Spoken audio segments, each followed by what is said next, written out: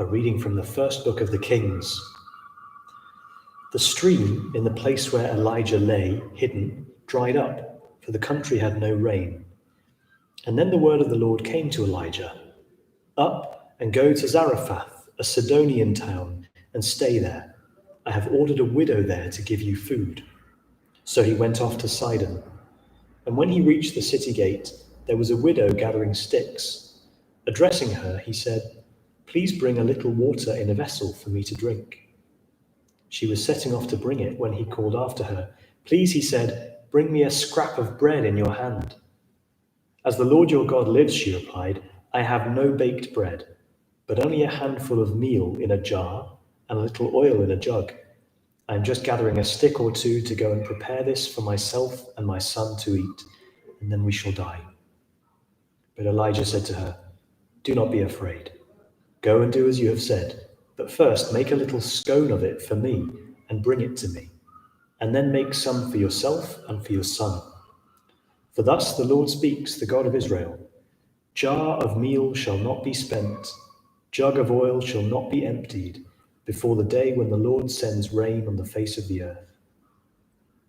The woman went and did as Elijah told her, and they ate the food, she, himself, and her son. The jar of meal was not spent, nor the jug of oil emptied, just as the Lord had foretold through Elijah. The word of the Lord. Thanks be to God. Lift up the light of your face on us, O Lord. When I call, answer me, O God of justice. From anguish you released me. Have mercy and hear me. O men, how long will your hearts be closed? Will you love what is futile and seek what is false? Lift up the light of your face on us, O Lord. It is the Lord who grants favors to those whom he loves. The Lord hears me whenever I call him. Fear him, do not sin. Ponder on your bed and be still. Lift up the light of your face on us, O Lord. What can bring us happiness, many say. Lift up the light of your face on us, O Lord. You have put into my heart a greater joy than they have from abundance of corn and new wine. Lift up the light of your face on us, O Lord.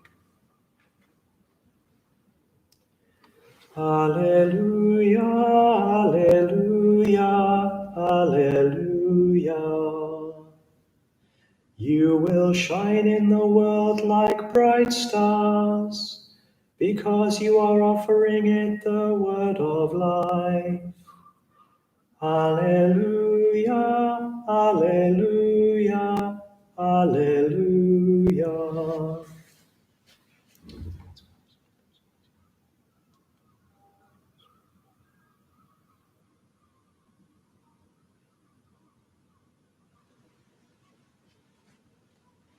The Lord be with you. A reading from the Holy Gospel according to Matthew. Glory to you, O Lord. Jesus said to his disciples, "You are the salt of the earth.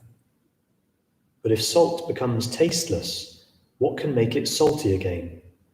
It is good for nothing, and can only be thrown out to be trampled underfoot by men. You are the light of the world. A city built on a hilltop cannot be hidden. No one lights a lamp to put it under a tub. They put it on the lampstand where it shines for everyone in the house. In the same way, your light must shine in the sight of men, so that seeing your good works, they may give the praise to your Father in heaven." The Gospel of the Lord. Praise to you, Lord Jesus Christ.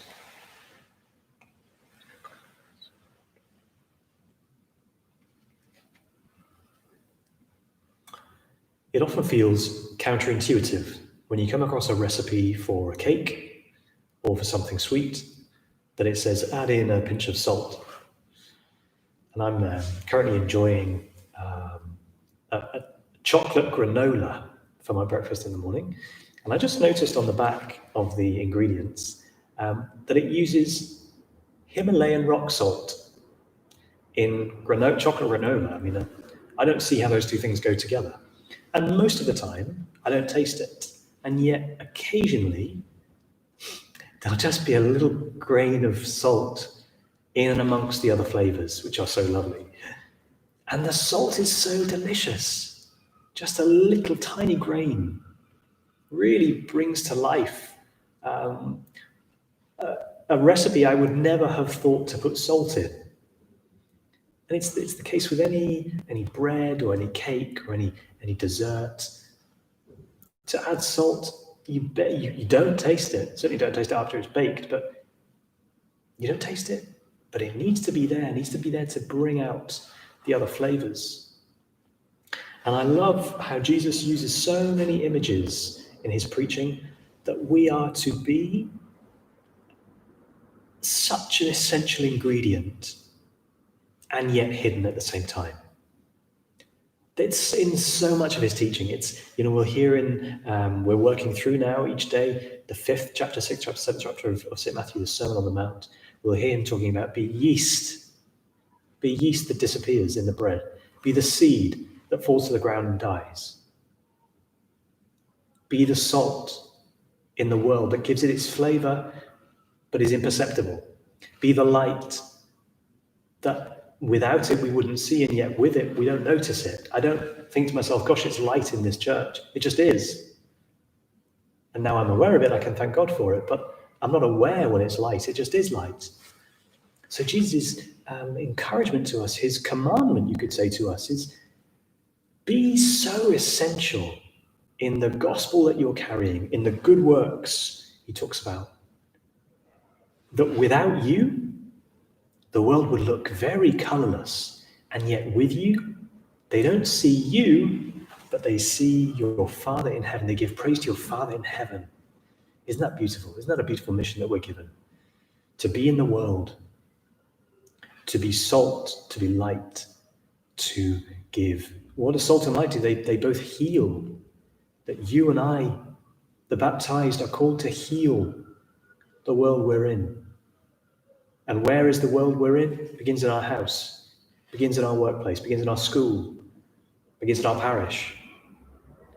That's the world where first we need to bring our salt, our light, which will taste different for each one of us, because we're different characters, we're different gifts, different weaknesses.